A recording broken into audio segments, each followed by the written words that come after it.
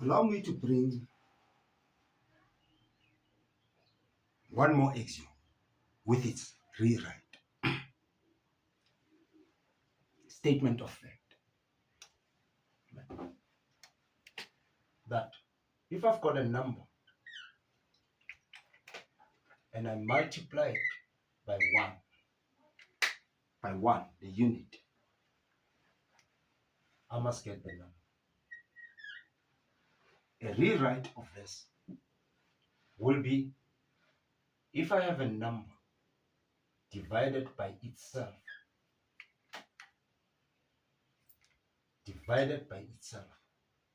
I get 1. Perfect one. Perfect unit of measure.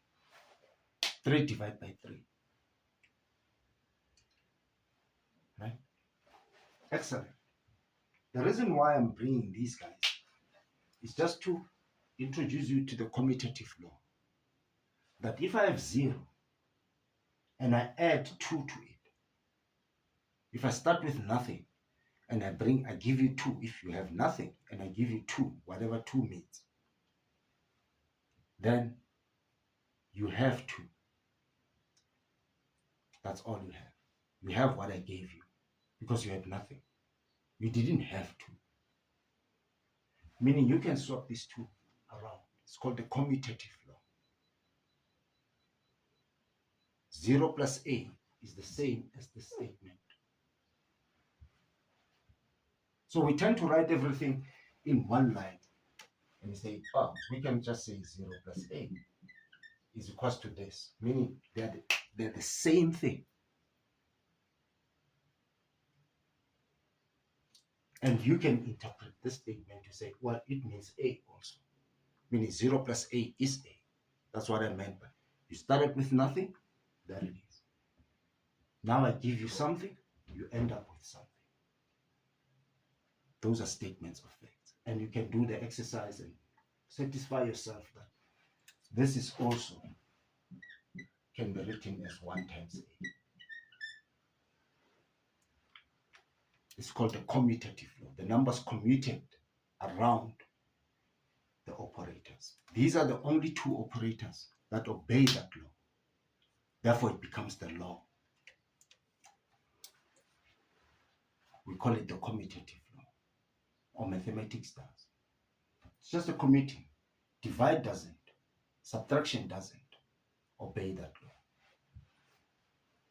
Now I can describe the point here, because I'll move on the primary and then find out how far it is from here. From 0 on the primary, I say it's 3.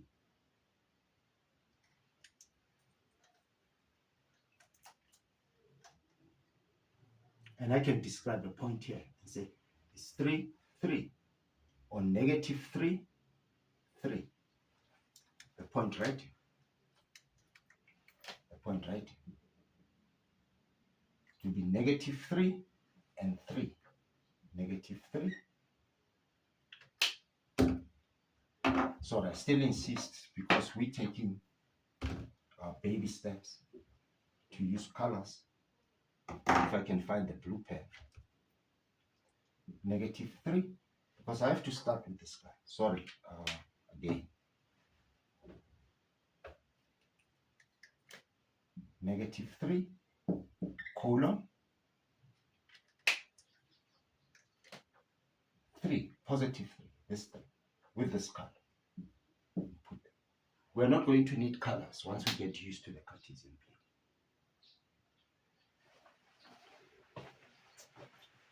That's one.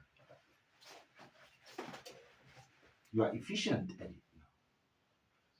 But I want to introduce you to something else. You say, to hell with all this going there, going there. Why don't you just tell me what the distance is directly to that point? I say, yeah. But when you do that, and you still have the primary we can't throw it away, it's the primary. You have introduced what is called an angle.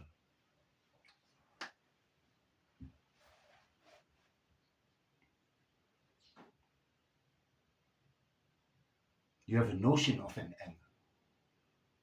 You say, well, how do I measure that? Because I only have a unit. You say, okay, let's bring another unit and call it a degree. And another person says, no, man, I've got another unit called a radian. I'll just call it a unit for now.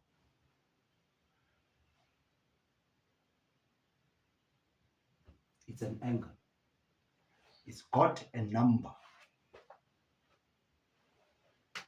And let's call it theta, whether it be theta degrees or theta radians. It's just a, let's call it theta units.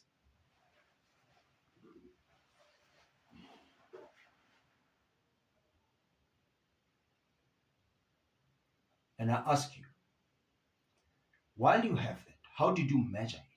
How? Kanjani? Juan. Show me exactly how you measured it. You say, oh, well, I've got the primary. I'm going to measure it from the primary. Like you do every time. So everything becomes consistent. And so, oh, so from the primary, this is, what did you do then? He said, well, I was on the primary. There's my primary. And I'm not going to move from the primary, but I'm going to go to the line. So you moved this way. You say, yeah. I say, well, that's anti-clockwise. You say, okay, because your clock moves the other way. But remember, this was the first space of positive numbers. Right?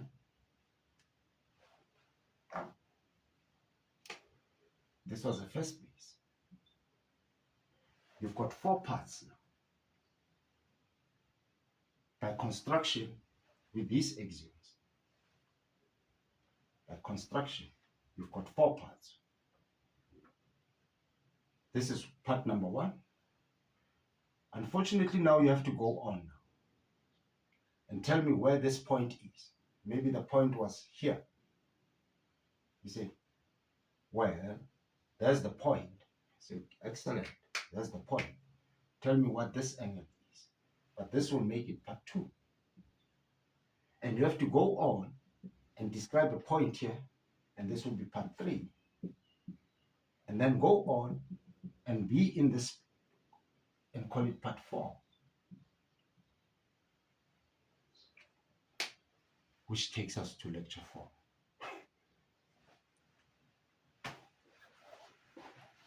Why not?